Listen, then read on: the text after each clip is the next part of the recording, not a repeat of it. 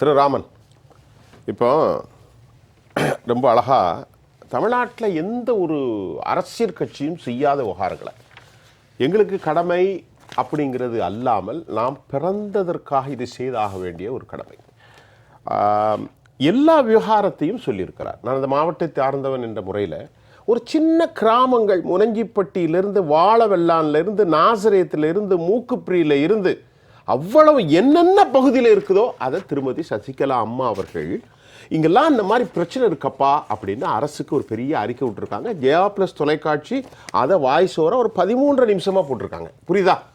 அரசு தேவைன்னா எங்கள்கிட்ட வந்து கேட்டால் நாங்கள் இதை கொடுத்துருவோம். ஆனால் மற்றவர்கள் அனைவரும் எந்த விதமான நடவடிக்கையும் இல்லை. மார்க்சிஸ்ட் கம்யூனிஸ்ட் கட்சி இன்று மத்திய அரசை எதிர்த்து பணம் தேவை என்று இன்று 3ஆம் தேதி போராட்டத்தை கிளப்பியிருக்கிறாங்க. எப்படி பார்க்குறீங்க? அதாவது தியாகத்தலைவி சின்னம்மா அவர்கள் தொடர்ந்து தமிழ்நாட்டிலுடைய மக்கள் எங்கு பாதித்தாலும் அவர்களுக்கு நிறைகளை கொடுக்க செய்ய வேண்டும், குறைகளை ஆளும் அரசிடம் சுட்டிக்காட்ட வேண்டும் என்பதில் கண்ணும் கருத்துமாக இருக்க காரணம் புரட்சித் தலைவி அம்மா கூட அவங்க தொடர்ந்து பயணித்தாங்க.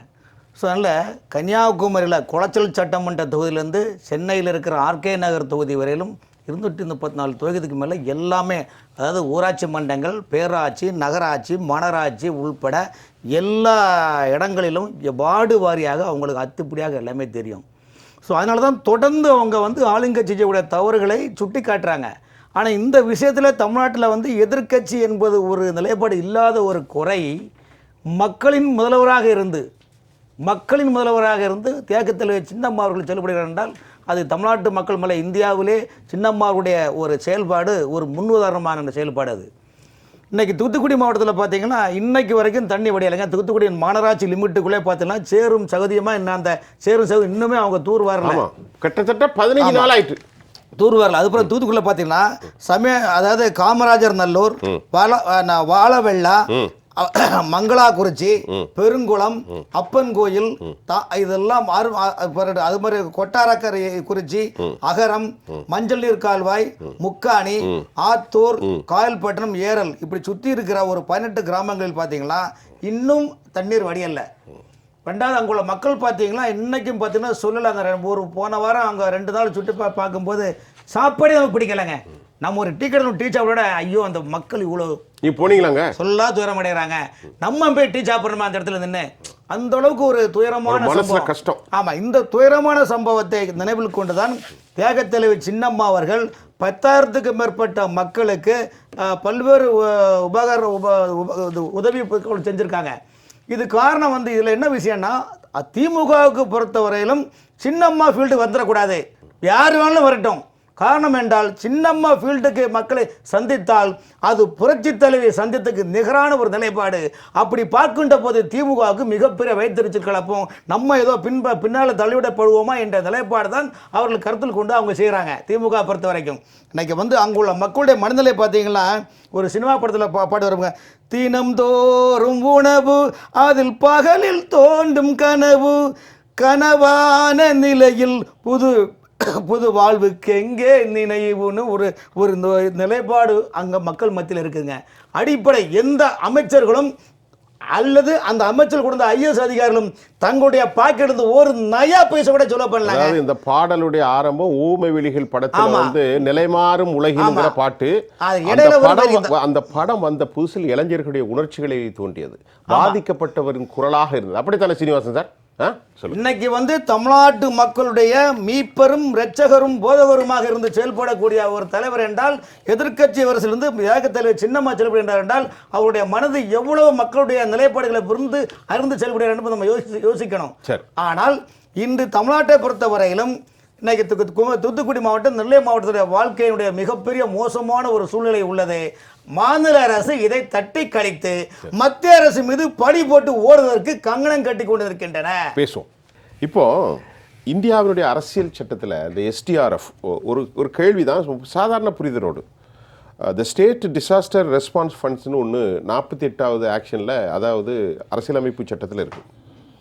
அந்த அடிப்படையில் சைக்ளோன் போன்ற பெருநிவாரண நிதிகளுக்கான நிதி ஒதுக்கப்பட வேண்டும். ஆனால் நிதி ஒதுக்கப்படுவது ஒரு குறைவாக இருந்தாலும் மாநில அரசுகள் இதை தவறான அளவில் பயன்படுத்துகிறதாக மத்திய அரசுக்கு சில சந்தேகங்கள் இருக்கலாம். இது ஒரு கேள்வி. இதோட இணைச்சு நீங்க சொல்லுங்க இப்போ என்ன செய்யலாம். அதாவது பேரிடர்களுக்கு ஒவ்வொரு மாநிலத்துக்கும் எவ்வளோ நிதி கொடுக்க வேண்டும்னு இது சம்பந்தமாக தூத்துக்குடியில் ஆய்வு செய்ய வந்த மத்திய அமைச்சர் நிதி அமைச்சரும் சொல்லியிருக்கிறாங்க. இதுதான் நிலைப்பாடு. ஒவ்வொரு மாநிலத்தையும் இப்படி தான் மத்திய அரசு ஒரு பொறுப்பு இருக்கு. அப்போ மத்திய அரசு ஒரு 1000 ரூபா கொடுத்தது வந்து நிதி கொடுக்கல. நல்லா கவனிங்க, 450 கோடி எப்பொழுதும் வருஷத்துக்கு கொடுக்கப்பட வேண்டிய மாநில நிதி தான். அதுல ஒரு 550 900 கோடி வந்து இந்த வெள்ளத்திற்கான நிதி அல்ல. அப்படித்தானே நலன்? அது ஏற்கனவே கொடுக்கப்பட வேண்டிய நிதி. இந்த வெள்ளத்திற்கு மோடி அரசு என்ன கொடுத்திருக்குன்னு கேள்வி. அதுவே அதை விடுவிக்கிற வேண்டியது, அது வழக்கமான உள்ளது. இல்ல அது டெம்பரரியா கொடுத்திருக்காங்க. பட் வந்து அவங்க என்ன சொல்லுவாங்க, மாநில அரசு என்ன பண்ணீங்க என்ன அவங்க சொல்றாங்க. இல்ல மாநில அரசு 1000 கோடிக்கு ஒரு பேக்கேஜை போட்டு பயிர் கடன் கொடுத்திருக்காங்க. அது வேற விவகாரம். அவங்க தான் கையில காசு இல்லன்னு உங்களை குறை சொல்லிருக்கீங்க. இப்போ நீங்க என்ன கொடுக்குறீங்க? அப்படிலாம் சொல்லாதீங்க சார், அப்படிலாம் சொல்லாதீங்க. சரி, அதாவது அண்ணன் ஒரு சொன்னார் பாத்தீங்களா, அண்ணன் ஒரு கருத்து சொன்னார். அதாவது பெரிய பெரிய நிறுவனங்கள் வந்து பாதிக்கப்பட்ட வீடுகளுக்கு கட்டி கொடுக்கணும் பண்றாங்க. நீங்க ஒரு விஷயங்களுங்க, முதல்ல தமிழ்நாட்டில் இருக்கிற பிரைவேட் நிறுவனங்கள், கட்டுமான நிறுவனங்களும் பிரைவேட் இண்டஸ்ட்ரியல் கம்பெனிகளும், இந்த கம்பெனிகளுக்கும் அரசுக்கும் ஒரு ரிலேஷன்ஷிப் இருக்கா? இல்லை. பெரும்பாலும் ஏன் இல்லைன்னா, நீங்க ஒரு பில்டிங் 1000 கோடி ரூபாய்க்கு ஒரு கட்டடம் ஒரு நிறுவனம் பண்ண போறீங்க, ஸ்ரீபெரும்புத்தூர்ல இண்டஸ்ட்ரியல் கட்ட போறீங்களா, இதுக்கு இடத்துல கமிஷனு, இபியில் கமிஷன் எல்லாம் கமிஷன் வாங்கிட்டு நீங்கள் பண்ணுறீங்க. அப்போ அந்த கம்பெனி ஓனர் உங்களுக்கு எப்படி சார் பண்ணி கொடுப்பான்னு சொல்லுங்கள். வந்து அதாவது ஒரு ரிலேஷன்ஷிப் இல்லாத ஒரு சூழ்நிலை இருக்குது. தமிழ்நாட்டை பொறுத்தவரை இன்னைக்கு எத்தனை கம்பெனிகள் விழுந்து வெளிமாநிலத்தை போயிருக்குது. காரணம் எல்லாமே இங்கே வந்து அவங்க ஸ்டைலில் சொல்ல போனால் சீனி சக்கரை சித்தப்பா சீட்டலி நக்கப்பான்னு அவங்களுடைய ஸ்டைல். இது வந்து இன்னைக்கு இந்த தூத்துக்குடி திருநெல்வேலியில் பாதிக்கப்பட்டவங்களுக்கு தமிழ்நாடு அரசு என்ன பண்ணிச்சு தெரியுமா?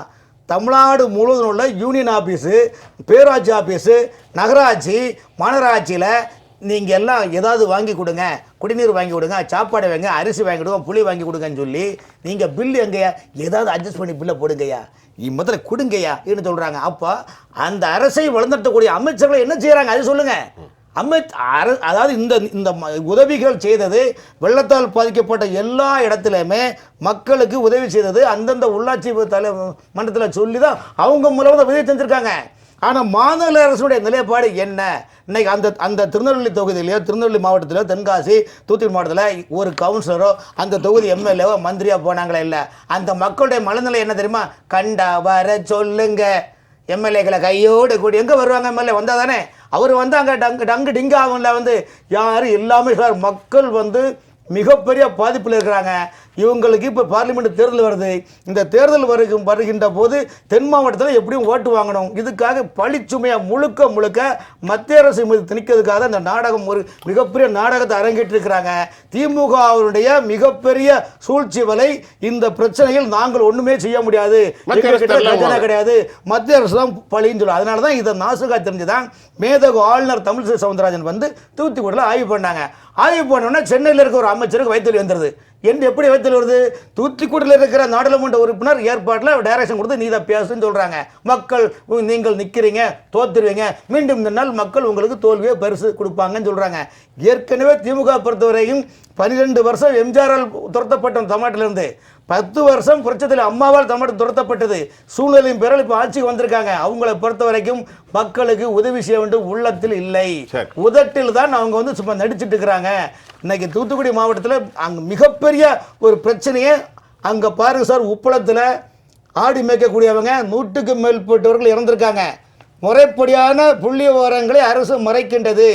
அவங்களுக்கு இது என்ன பண்ணுவீங்க? நீங்கள் நிறுவனத்தில் நீங்கள் அப்படின்னா என்ன பண்ணணும்? தமிழ்நாட்டில் வந்து இந்த கம்பெனி நிறுவனங்களை கூப்பிட்டு, அந்த நிறுவனத்தில் கூப்பிட்டு ஒரு மீட்டிங் போடுங்க. இந்த மாதிரி தென்மாவட்ட மக்களுக்கு பாதிப்பு இருக்குது, நாங்கள் வருவாய்த்துறை சார்பாக சார் தாமிரபரணி ஆற்றுல கரையில் தூர் வரல சார், அத்தனை பணம் கொள்ளடிச்சிருக்காங்க. 6 ஏரி குளங்கள் தூத்துக்குடி, தென்காசி, நெல்லை, கன்னியாகுமரி மாவட்டத்தில் எந்த இதுவும் தூர் வரல சார், மொத்தம் சுவாகா பண்ணிட்டாங்க. இன்னைக்கு மக்கள் யாரு பாதிக்குது? தென் மாவட்டத்தில் முழுக்க பார்த்தீங்கன்னா மக்கள் வந்து இன்னைக்கு அடுத்த கட்டம் என்ன? இதுவே அண்ணன் சொன்ன மாதிரி இதுக்கு சரியான முறை வீடு இழந்தவர்களை வீடு கட்டி கொடுக்க வேண்டும் என்றால் கம்பெனி நிறுவனர்களை, சமூக மிகப்பெரிய செல்வந்தர்களை அழைத்து, ஐயா நீங்க இது பண்ணி கொடுங்க, நீங்க அப்படி பண்ணீங்கன்னா உங்க பேரை நீங்க அதில் வச்சுக்கிடுங்க. ஒவ்வொரு வீட்டிலையும் அந்த பேர், பிரதமருடைய வீட்டு திட்டத்தின் பேர் இது பிரதமர் திட்டம் போடுறோம்ல, அதே போல் அந்த வீடு கட்டக்கூடியவங்களுக்கு இப்போ மாதா அமிர்தம் சுனாமி வந்த நேரத்தில் கன்னியாகுமரி மாவட்டத்தில் ஆயிரக்கணக்கான வீடு மாதா அமிர்தம் மேடம் இலவசமாக கட்டி கொடுத்தாங்க. அந்த ஒவ்வொரு வீட்லையும் அமரானந்தா அம்மாவுடைய செயல் திட்டம் போடுறாங்க. அதே போல அந்த கட்டிடங்கள் கட்டி கொடுத்தால் யாரு கட்டி அவங்களுடைய நிறுவனத்தின் பெயரை வைத்துக் கொள்ளலாம். இதெல்லாம் சரிதான். இந்த பொது பணத்தை கலெக்ட் பண்றாங்கல்ல, சீனிவாசன் சார் சொன்ன மாதிரி, அதுலயும் ஒரு கவலை இருக்கு. அதுலயும் பல பேரத்தை தின்னு போடுறாங்க. எப்படிதான் பண்றது? நீங்க நம்ப மாட்டீங்க சார். பிரச்சனை. தென் மாவட்டத்தில் இந்த மலையை வச்சு எத்தனை ஐஎஸ் அதிகாரிகள் சாப்பிட்டாங்க தெரியுமா? அவங்க சாப்பிடவில்லை என்று சொல்லி அவங்க குழந்தைங்களுக்கு சத்தியம் பண்ணுவாங்களா? அங்குள்ள அதிகாரி எங்கிட்ட சொல்றாங்க, சார் என்ன சார் மக்கள் இப்படிலாம் மக்களை இப்படி தவிக்க விடுறாங்களே இந்த மலையிலேயுமா? ஆமா சார். சார் அவங்களுக்கு மழை இருந்தாலும் பணம் தான், வெயில் அடிச்சாலும் பணம் தான், மொத்தத்துக்கு கூட்டு குர்பானி தான். அதனால அவங்க எப்படி அது கவலையே கிடையாது. கூட்டு குர்பானி அருமான பேரை வச்சிருக்காரு ராமன் சார். சொல்லுங்க. மொத்தமா அறுத்துறது வேற ஒண்ணு அவர் ஒன்றும் தப்பா சொல்லல. கூட்டு குர்பானினா மொத்தமா அறுக்கிறது, வேற அவரு ஒன்றும் தப்பா எந்த மதத்தை பத்திலாம் சொல்லல, அழகா சொல்லியிருக்காரு. அதாவது தென் மாவட்டத்தை பொறுத்தவரைக்கும் தண்ணீரும் வற்றவில்லை, மக்களின் கண்ணீரும் குறைந்தபாடில்லை. அதாவது தமிழ்நாட்டை பொறுத்தவரை வீர மன்னர்கள் வாழ்ந்த நம்முடைய தமிழ்நாட்டில் காமராஜர், எம்ஜிஆர், புரட்சி தலைவி கண்ட நல்ல ஆட்சியுள்ள கண்ட தமிழ்நாட்டில் இன்றைக்கி பார்த்தீங்கன்னா மக்களை அடிமை சாசனம் மாதிரி ஆக்கி ஏதோ புறநை நாட்டு மண்ணுடைய நிர்வாகம் போல் தமிழ்நாட்டில் வந்து அடுத்தது பட்டத்து ராஜா இந்த மாதிரி நிலைப்பாடை வந்து ஆக்கி தமிழ்நாட்டில் வந்து ஒரு தன்னுடைய குடும்ப சொத்து மாதிரி ஒரு நிலைப்பாடில் பிம்பத்தை இது பண்ணுறாங்க. இதற்கான ஒரு நிலைப்பாடு அவங்க ஏற்படுத்திக்கிட்டாங்க. காரணம் என்றால் எதிர்க்கட்சி என்பது இன்றைக்கி தமிழ்நாட்டில் இல்லை என்ற நிலைப்பாடை அந்த எதிர்க்கட்சி தலைவர் என்ற நிலைப்பாட்டில் இருந்து மக்களை கைட்லைன்ஸ் பண்ணக்கூடியவர் தியாக தலைவி சின்னம்மா மட்டும்தான். அதனால தான் திமுக தொடர்ந்து வந்து சின்னம்மாவுடைய அறிக்கைன்னா இப்போ என்ன பேசுகிறாங்க பார்க்க சொல்லுவோம்னா நீங்கள் நடவடிக்கை எடுங்க. நீங்கள் நடவடிக்கை எடுத்தால் அவங்க அறிக்கை கொடுக்க போகிறாங்க. கண்டிப்பாக.